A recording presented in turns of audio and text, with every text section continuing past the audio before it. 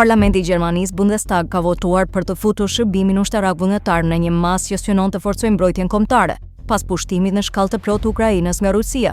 Kjo shënon një ndryshim të rëndësishëm me qasjen e Gjermanisë dhe ushtrisë së saj, dhe vjen pas përpjekjes së kancelarit Friedrich Merz për të krijuar ushtrinë më të fortë konvencionale të Evropës.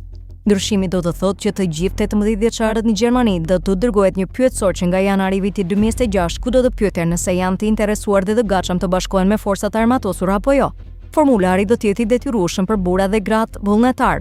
Nxënësit në shkolla në të gjithë Gjermaninë kanë thënë se do të bashkohen grevave për të protestuar kundër këtij vendimi. Nuk duam të kalojmë gjysmën e vitit të jetës son të mbyllur në kazerma, duke u stërvitur dhe duke mësuar të vrasim, shkruan organizatorët e protestave në një deklaratë të postuar në rrjetet sociale.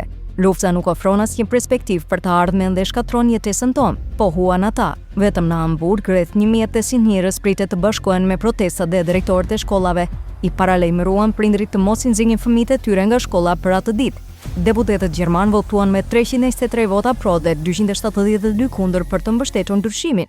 Muajin e kaluar Franca tha se po prezantonte 10 muaj trajnim ushtarak vullnetar për 18 dhe 19 vjeçarët.